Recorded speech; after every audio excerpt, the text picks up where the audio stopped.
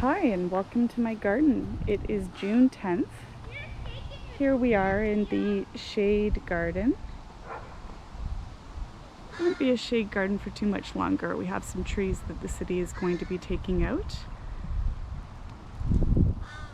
But things have been progressing really fast. Actually, every time it rains outside here in Ottawa, I come out to the garden afterwards and everything looks a little different. Things grow. All of a sudden overnight you'll start seeing blooms or an abundance of blooms.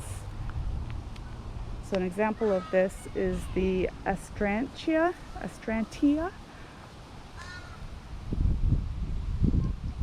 There we go. And we have Persicaria right here. That's the pink flowers here. Irises are still blooming. Columbines are a very similar color. They're still blooming. This particular columbine, I think it's called port, and apparently they've been around since the 1600s. Oh, got some excitement on the street. Recently I've moved a few plants together. I've actually done a few groupings of like plants or same variety, and I've been pairing them up just to create a little bit more impact in the garden. I have a lot of alliums that haven't started blooming yet, but they will. And my Sagina aurea, that's this golden moss. It has little flowers all over it now that look pretty neat. Also in bloom, if you're familiar with Gora, which is sort of like a floaty, airy looking plant, this is the part shade equivalent, which is Galenia trifoliata. It has tiny, sort of not really significant flowers, but it provides a bit of an airiness. I actually have two other plants, but they're slower to develop. I have a bunch of Stachys humelo. I have 1, 2, 3, 4, 5, 6. The sixth one is actually in bloom at the moment. It's just starting to send up shoots. It's going to have tons of flowers shortly. I also just planted, I removed some rudbeckia and planted this Trollius. So this is Golden Queen. Just one singular, but it'll be an architectural and just like a little bit of a pop of color that's a little bit different. We also have some roses that will be in bloom shortly over here. This has a not pleasant sounding name. It's something like white pavement or white cement, but it has one of the best smelling rose flowers of all the kinds that I grow. We have some nepeta. Iris is still in bloom. We still have, of course, the Bill Wallace geranium in bloom. It's very airy, floaty looking, which I love. And we have our geranium brookside here, and I've actually moved it so that it's right in front of this chartreusey color. It's a hyssop or anise hyssop. The particular variety, the name escapes me at the moment, but it's one of the only ones. I think it's golden something. I'm drawing a blank. It'll come to me, and I'm sure I'll talk about it in another video. We have our yellow wax bells, not doing anything too significant at the moment. Our Sun King Aurelia right here, followed by the Astilbe tabularis, which is this big plant here. And actually, if I go underneath, you see some little babies that are coming out as well.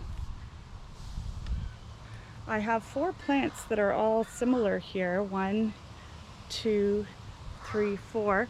Originally, I thought those were rodgersias because I had planted rodgersia, but they're actually mochaccino or cappuccino astilbes. So the foliage will go darker and the flowers are going to be a bright white, similar to the Aruncus dioecious, which is over here. That's goat's beard. So it's large, it has huge firework like blooms, pretty large. But things are really starting to come along in the garden for sure. Speaking of rodgersia, I realized, oh no, these are not rodgersia. So what did I do? I went out and got myself a consolation prize. And this is the rodgersia bronze peacock. So I've paired it beside an astilbe here, and hopefully all will work out well for this guy. I have some thalictrum meadow rue that's in bloom. This one here I just split, and I split it with another side. The other side was not doing as well, so you can see now the plant is shorter for the year. Next year it'll get to its regular size, which is about 3.5 feet or so. So as you can see, things are developing in the garden. What I'll do maybe is take a walk through from the start to the finish of my rock river. There's no actual water in it, but I just like to call it that, just so you can get a, I'm not sure. And we're going to look through here, walk through the garden.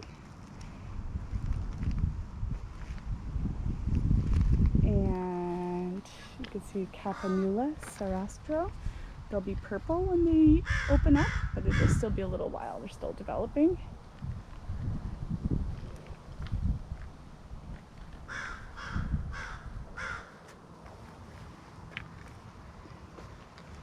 The nepeta is very popular with the bees. I'll give them some peace.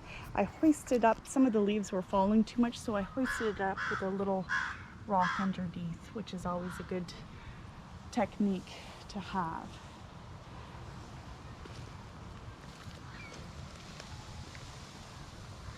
There. We also have a lovely delphinium here. I think this is blue chiffon. I believe that's the name of it. I have some other ones that are in behind. I'd taken that are pagan purple, so they have a purpley color, which is going to be similar to the darker purple of the bloom here. And some verbena that hasn't yet bloomed, but as you can see, it's constantly evolving. At the beginning of the season, I always feel like with my perennial garden I have a whole lot of real estate to cover, but then partway through the season I realize, oh wow, things are really filling up, and you know, you get to see the true size of particular plants, including this nepeta that attracts all the bees.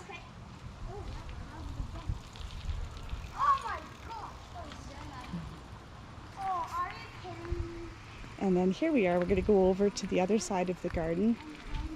I'm going to walk you over towards where our holding garden is.